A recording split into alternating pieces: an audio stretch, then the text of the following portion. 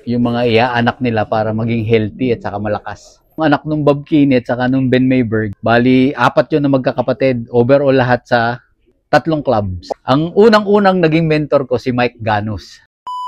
Ito yung nanay ni Chloe, ni Jude Chloe, yung nag-winner namin ng South, nung nakaraang South. So bali, first time namin ginamit to, na nag-produce agad.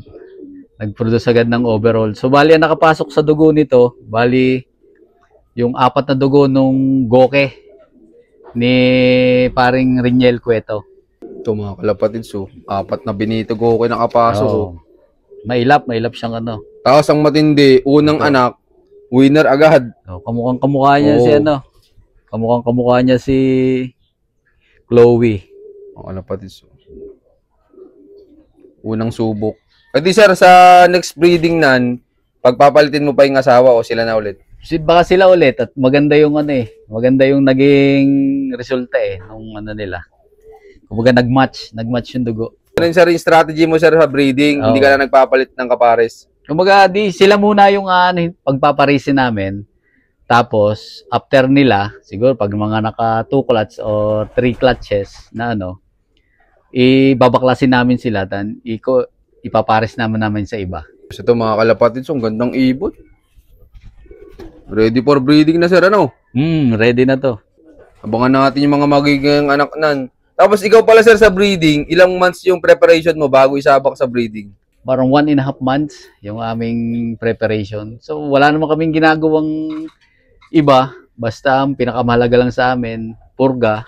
Tapos ay after purga, paligo ng may malatayon. Tapos ay yun, bigay na ng vitamins, mga minerals sa mga gagamiting breeders para mataas yung percentage nung pagpisa nila sa kanilang mga itlog, yung fertility, mataas yung percentage. Tapos yung mga iaanak nila para maging healthy at saka malakas. Yan, maraming salamat po sir. Ito mga kalapatid, sabangan natin magiging anak nito. Bali sir, ginulat pala kayo ano kasi unang anak eh. Oo, unang anak. Nag-ano agad sa amin ng ano. Yan, ito mga kalapatid, so yan, sa mga gustong mag-avail ng mga magiging anak nito, pwede naman. Basta't may sobra. Yung, basta laging may sobra mga kalapatids. So ito naman yung tatay ni Chloe. Ito mga kalapatids. So. Ito naman Bob Kinney, ang dugo. Bali yung Bob Kinney nga pala namin, dun sa mga hindi nakakaalam, yung Bob Kinney namin is from Penumentji family. Si Penumentji, hindi ko alam kung ano yung tamang pronunciation. Ang hirap kasi bigkasin eh. Kumbaga, ang ano ko na lang, Penumentji. Kumbaga si Penumentji, siya yung National Ace Pigeon of All Holland ng 1997. Yun yung Bob Kinney namin. Yung bloodline ng Bob Kinney namin. Tapos sir, anong taon pala nabunda sa inyo yung Bob Kinney? Bali 2000, ano yun? Bali 2006. Nung napapunta sa amin yung Bob Kinney, yung pair na Bob Kinney, yung pair na Ganus, saka yung pair na Ben Mayberg. Anong year na bago nyo napakilo, sir? Nasa Korea pa ako noon, hindi pa kami nalaro. Nag-iipon pa lang kami noon ng breeders. Ah, okay. Oo. So, nung nakaipon na kami, so sabi ko doon sa kapatid ko, it's time na para masubukan yung mga na-acquired naming mga ibon, yung mga ibon. So, nung uwi ko, noong 2008, yun, doon na, galing Korea, doon na ako nag-start na lumaro at sumali sa mga clubs. Kamusta naman sir yung unang sabak nyo? Yung unang sabak namin, maganda agad yung naging performance ng mga naging anak ng mga na-acquired naming mga ibon na yun, 3 bloodlines na yun. So hindi pa namin sila pinagkocross ng sama-sama. Kumbaga sila lang. Bob Kinney sa Bob Kinney, Ganus sa Ganus, tapos ay Ben Mayberg sa Ben Mayberg. So bali, maganda yung resulta. Kahit nun sa UPS time namin noon, kumbaga talagang pumipesto na agad yung mga ibon namin, naglalap winner. So maganda yung Tapos nung cross-cross na namin yung 3 yon, 2016 yon, doon na lumabas si McLady. Adi, ang tagal nyo palang wala masyadong achievements ng mga nagdaang taon. Hindi, nung pa lang, 2008, 2009, 2010, pumipesto na yung mga ibon namin. So, bali yung anak nung Bob Kinney at saka nung Ben Mayberg, bali 4 yun na magkakapatid. Overall lahat sa 3 clubs. Oh, tindi. Tapos sir, anong taon pumunok yung pangalan nyo? Yung nakilala na kayo ng karamihan? 2008, 2009. So doon na yung ano, doon kami mas nakilala ng mga ibang pansier na. Kasi noong time na yun, yung UPS, sa ano pa kami naglo-load eh. Sa Kalamba pa kay Sir Rodney Perez, president ng LRPC. So doon talagang linggo-linggo, every Friday, na luwas pa kami, nagko-commute kami ng bus. Papunta doon, makapag-load lang sa UPS noong time na yun. So ano naman, maganda naman yung naging resulta. Kumbaga noong anong yon, apat yun, bali, apat yun ang magkakapatid. Yung Bob Kinney at saka Ben Mayberg yung bloodline. Na magkakapatid talaga yun na. Kumbaga, pumesto ng UPS, pumesto ng LRPC, pumesto ng Grupo Pilipino. Sa tatlong club, sir? Sa tatlong club, yung apat na magkakapatid na yon. Pasok sa top 10. Yung isang hen sa UPS, 9th overall champion, 10th overall champion OB. Tapos yung isa ay 7th overall OB. Tapos yung isa naman ay sa 7th overall ng YB sa LRPC. Tapos yung isa naman ay 3rd overall champion sa Grupo Pilipino. Ayos, tinan nyo mga kalapatid. So dati pa lang pala kumakana na yung mga ibon ni Sir. Talaga palang sulit na sulit yung pag-iipon nyo ng mga breeder nasa ibang bansa kayo. Kumbaga, yun yung time na na talagang nasubukan na namin agad yung maganda yung naging resulta ng mga inianak nila.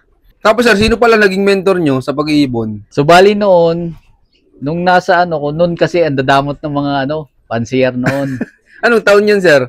2000 2006, 2007, ganun, 2008, 2009.